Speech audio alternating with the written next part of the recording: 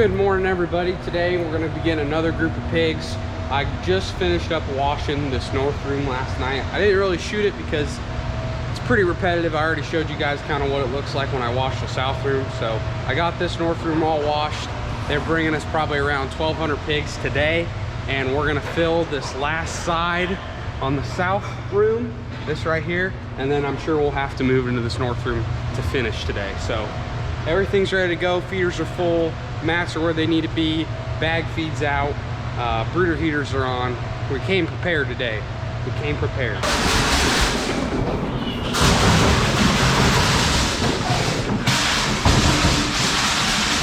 Got this side full in the south room, so now we're moving to the north room on this east half. So I'm gonna go ahead and disguise myself behind the feeder so they don't see me, because if they see me, they get spooked and they don't work their way down the fast alley very well. So I like to sit down here real far away from them so they can't see me, and then I'll count them out, 60 to a pin, and pen them.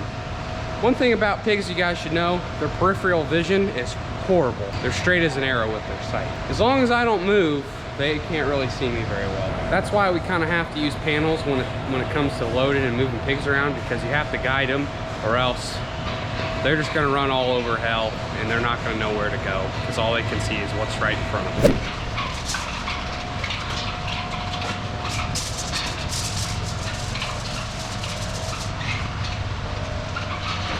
Holy cow, that is a bunch of pigs. That is a lot of bacon. That's a lot of future bacon. That's the last of them. Now we gotta use our high school math skills to get everything thinned out evenly. 18, 19, 20, 21, 22, 23, 24, 25, 26, 27, 28.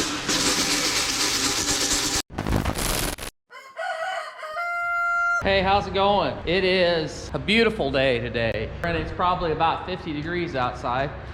So I thought today would be a great day to actually put the wagons in the shed and get some junk moved out of here and do a little housekeeping before the snow and the cold and everything comes. We got the old classy Massey. I think that's a 1939 maybe. Massey Harris, number 26. My dad and his brother bought that combine. They bought it used, I think. I don't think they bought it new.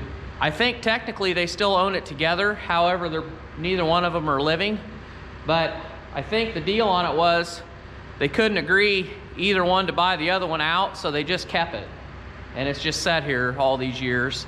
And I'm all about projects, but I've got enough projects, and I don't think redoing that's one of them. So I'm gonna pull it out of here. I don't know what I'm gonna do with it. I'm gonna try to find somebody that is interested in taking it off my hands. Maybe there's a Massey Harris fan club that would like to have one. It's got a 318 Chrysler Industrial straight 6 in it, and it did run as early as the 80s. My dad actually fired it up and cut beans with it one fall for a little while, just to remember how much he hated it.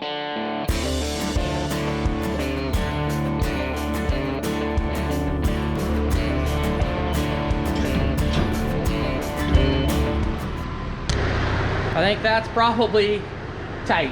Oh yeah, that's perfect. Gotta optimize floor space. That should stay there. On to the next.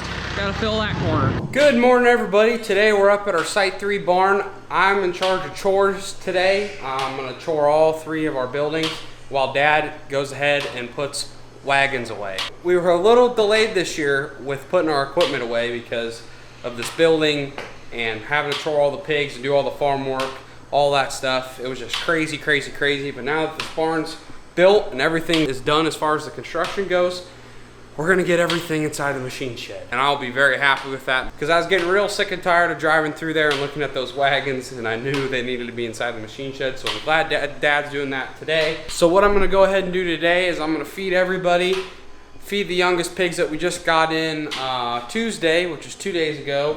All in all, I would definitely say these pigs look phenomenal. I'm really happy with the way they are starting off. I think we're doing all the right things as far as starting pigs off. We have those red snap-in feeders, the mats, you know, the wet dries, the brooder heaters. I mean, we're giving these pigs every single chance to start off the right way, and that's what you want to do. And honestly, as I'm walking through these pens every day, I haven't seen a whole lot of fallbacks. I mean, clearly that pig right there, he is a small pig. You can just tell compared to all the rest. He's a pig that I will definitely pull. There's nothing wrong with him. He doesn't look like he's coming down with anything, but he just looks like he's a really skinny pig. And as these pigs get older, they are very territorial and they go after the weak link. Trust me, I know. I work in these barns. I work with these pigs every day. I've gone through many groups. I know how these pigs work. If you leave a pig like that in there and all the rest of them grow normally like they're supposed to, and that pig stays kind of small and he's kind of the runt out of the litter, they're gonna attack him and eat him up, and you don't want that. So it's just a good idea to get him out of there and put him in a separate pen where he's kind of with a lot of other pigs that are similar to him. I'm in the north room now, and I'm gonna go ahead and feed these guys all the way down to the fans, and I have probably 3 pens worth of pigs over there that I gotta feed. So one thing I wanted to mention to you guys before I get started is these pigs are on the last day of Barracuda. This is a feed product that Dad and I love, and the pigs absolutely love it too. All that's in it is pretty much sugar. It's just like a really good enticer. It entices these pigs to eat, and it gets them started to go into the feeder a lot faster versus if you didn't use it. All we do with it is we sprinkle it inside this feeder pan here, and we sprinkle it on this feeder pad. We do that because the whole goal of us putting that on there is to get the pigs to start eating out of that feeder. We really want them to get started eating out of that feeder because we want them to recognize and realize that they have feed all the time, 24/7. Whenever they want to eat, they can eat, and it's right there because all they're used to right now is their mama's tit. The faster you get them to knowing that there's feed there, the better off you'll be as far as the group as a whole. And we only put this product on for the first 3 days that the pigs are here, because if you put it on more than that, the pigs will almost become addicted to it. When it comes feeding time, when you start mat feeding, and you don't put that product on there, let's say you feed it for 5 days instead of 3, the pigs won't eat any of the rest of the feed because they'll just be looking for that Barracuda because they want it that bad. So cut them off after 3 days. You don't want to mess around with it more than that. I'm done talking now. Let's get into feeding some piggies.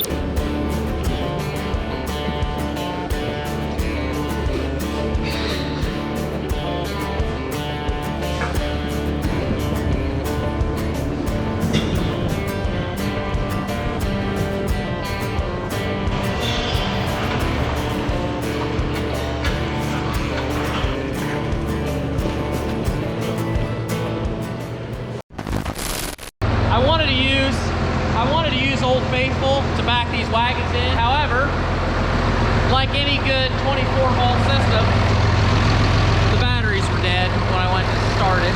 So I had to put the charger on it, but I got it started. Engine block heater, battery charger, and a little bit of ether, and it's going like a champ. So I'm gonna park the little tyke, and I'll use this to back the other ones in.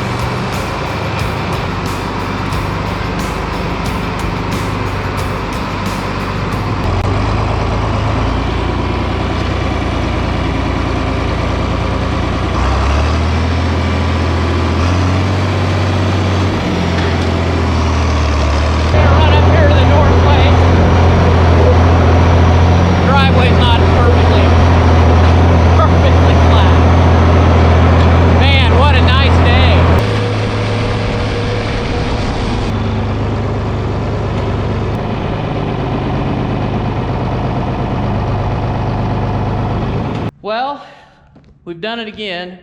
So everything is tucked in. I got all the wagons in, chopper in, all the buckets and attachments and tractors and wagons, and I even have a little bit of space left.